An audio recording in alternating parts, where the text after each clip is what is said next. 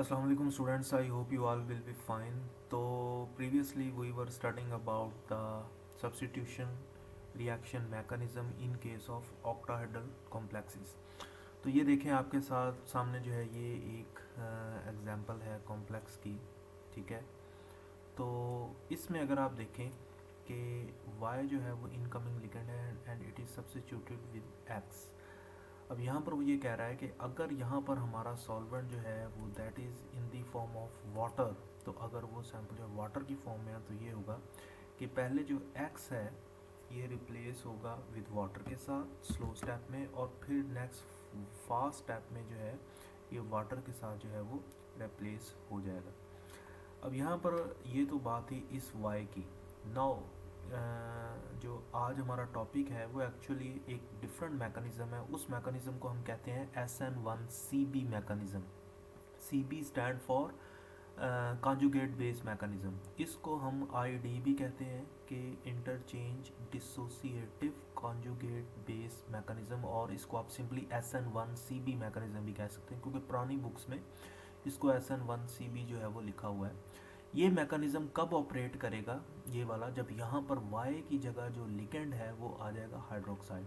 तो यहाँ पर अगर आप देख रहे हैं कि ये हमारे पास जो है वो एक एग्जांपल है कि ये हमारे पास कॉम्प्लेक्स है, ठीक है, कोबाल्ट पेंटामाइन क्लोराइड, और जब हाइड्रोक्साइड आएगा तो ये हाइड्रोक्साइड जो है वो इसमें इनटेक होगी और क्लोराइड जो है वो यहाँ पर निकल जाएगा।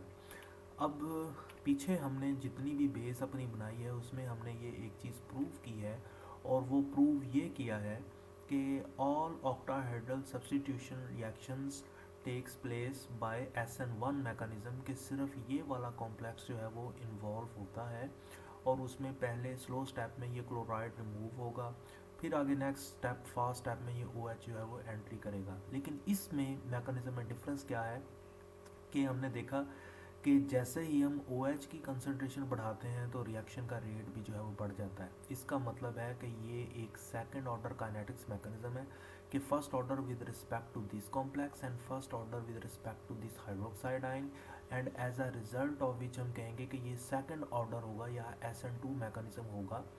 तो which is against our base, जो हमने पहले पढ़ा है, जितनी हमने रेट पढ़े हैं, जितनी हमने एग्जांपल्स की हैं, तो उसके अगेंस्ट है। यहाँ पर आप देख रहे हैं सेकंड ऑर्डर काइनेटिक्स है कि ये इसका जो रेट है वो इस कॉम्प्लेक्स पर भी डिपेंड कर रहा है और इस OH पर भी डिपेंड कर रहा है। हाउ इट इज़ पॉसिबल कि हाइड्रोक्साइड कोई एक स्पेशल लिगेंड तो नहीं है, तो ऐसी क्या रीज़न है कि why this complex is following SN2 mechanism. तो हमने ये इसमें जो है वो आज हमने इसमें देखना है। तो बजाय कि हम ये रेट लिखें, इस रिएक्शन का एक अदर एक्सप्लेनेशन भी है, और वो एक्सप्लेनेशन ये है कि पहले फास्ट स्टेप में ये हाइड्रोक्साइड जो है, जो हमारा लिगेंड है, वो यहाँ पर इस अमोनिया से एक हाइड्रोजन एब्स्ट्रैक्ट करेगा और कन्वर्ट हो जाएगा वाटर में। अब 4 अमोनिया एक जैसे रह जाएंगे, और एक जो अमोनिया है वो अमाइडो ग्रुप में कन्वर्ट हो गया है लाइक दिस। तो अमाइडो ग्रुप है, उस पर नेगेटिव चार्ज होता है, तो इसलिए कॉम्प्लेक्स पर भी ओवरऑल जो है वो अब नेगेटिव आने की वजह से पॉजिटिव चार्ज आ जाएगा। अब इस नेक्स्ट स्टेप में क्या होगा कि नाउ ये क्लोराइड जो है वो स्लो स्टेप में रिमूव होगा, और फिर अगले फास्ट स्टेप में ये वाटर जो है वो अगेन अपना जो H है वो दे देगा NH2 को, और ये कन्वर्ट हो जाएगा NH3 में, और वो इसके साथ अटैच होके NH3 बना देगा, और OH जो है वो यहाँ पर एंट्री ले लेगा। तो अब आप देखें कि स्लो जो स्टेप है उसमें सिर्फ एक ही स्पीशी इन्वॉल्व है, ठीक है, और ये जो स्पीशी है जो बनी है वो इस कॉम्प्लेक्स का कॉन्जुगेट बेस है।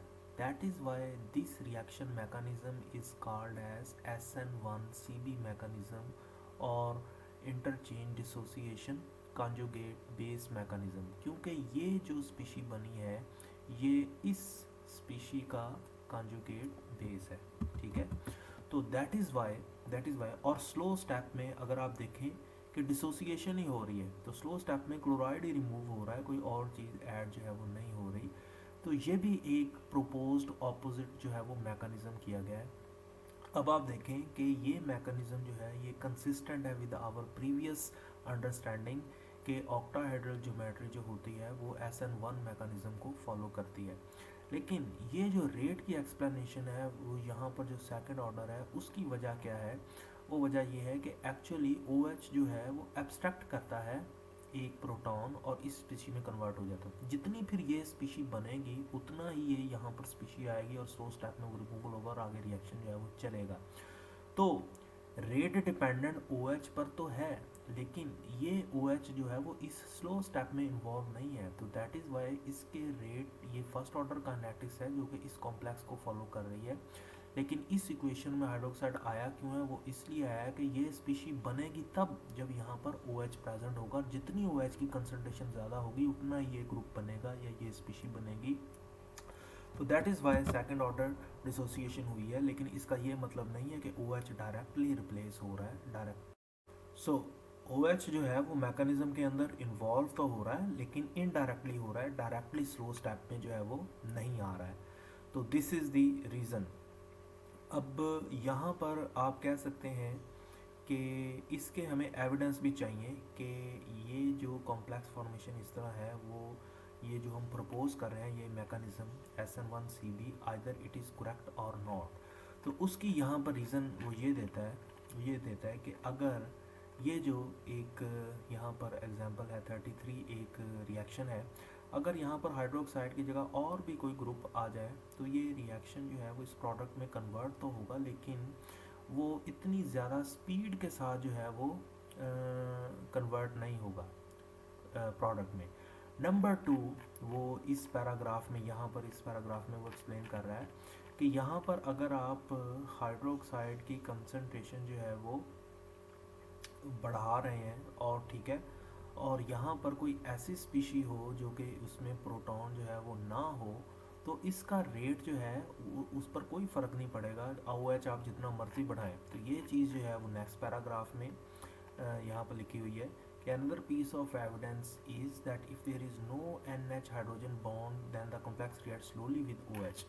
तो ये रीज़न है इसकी कि वाई।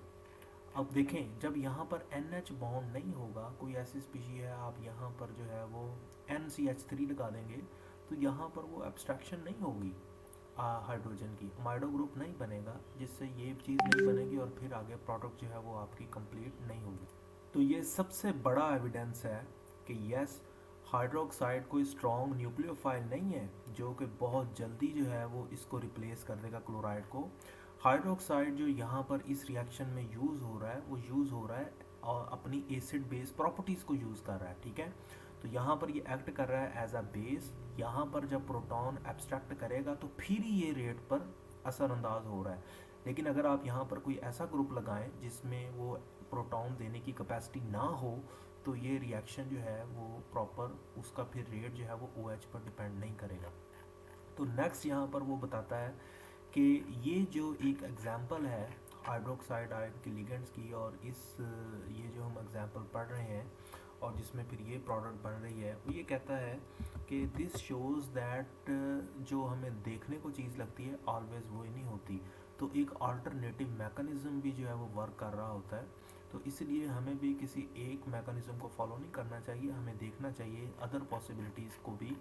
तो यहाँ पर वो ये कह रहा है कि where mechanism interpretation of data has been made, a dissociative type process has been postulated। Next वो ये कह रहा है कि ये डिसोसिएटिव मैकेनिज्म कोई सरप्राइज नहीं है। देखें लिगेंड को 6 साइड से जो है वो सेंट्रल मेटल को सराउंड किया होता है, तो entry of an other ligand जो है वो पॉसिबल नहीं है। उसके 2 रीज़न हैं। एक रीज़न ये है कि ओवरऑल कॉम्प्लेक्स पर पॉजिटिव चार्ज लेस होता है, जब बहुत ज़्यादा लिगेंड अटैच होंगे तो सातवां लिगेंड जो है वो एंट्री नहीं ले सकता। नंबर 2, इतनी स्पेस ही नहीं है कि 7th लिगेंड जो है वो अटैच हो जाए। So that is why the only mechanism is के डिसोसिएशन हो जिसमें बॉन्ड ब्रेकिंग हो। जब बॉन्ड ब्रेकिंग होती है तो वो सिग्निफिकेंटली एनर्जेटिक्स को कंट्रोल करता है। तो associative mechanism is not postulated. Ultimately we can say that the only possible mechanism is dissociative mechanism of substitution for octahedral geometry। तो यहाँ पर जो रेट आ रहा है वो देखने को हमें लगता है कि सेकंड ऑर्डर है, लेकिन एक्चुअली वो सेकंड ऑर्डर नहीं है, वो फर्स्ट ऑर्डर है। वो जो रेट डिपेंडेंस ओ एच पर हो रही है वो एसिड बेस प्रॉपर्टीज़ पर हो रही है, वो न्यूक्लियोफिलिक इलेक्ट्रोफिलिक प्रॉपर्टीज़ पर नहीं हो रही। बस आज का ये लेक्चर था। आई होप आपको इसकी अंडरस्टैंडिंग हो गई होगी। But if you have any confusion in it तो मुझे आप बताएं, I will explain to the best of my knowledge. Okay, thank you, अल्लाह हाफिज़।